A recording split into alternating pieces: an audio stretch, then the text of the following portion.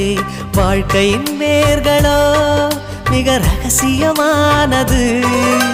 ரகசியம் காண்பதே நம் அவசியமானது.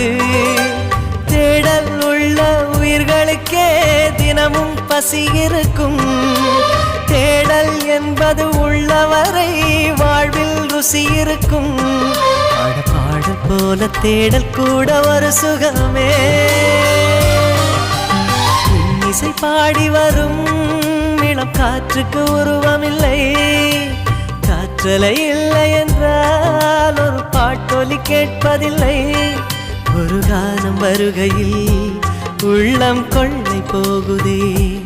ஆனால் காற்றின் முகவரி கண்கள் அறிவதில்லையே.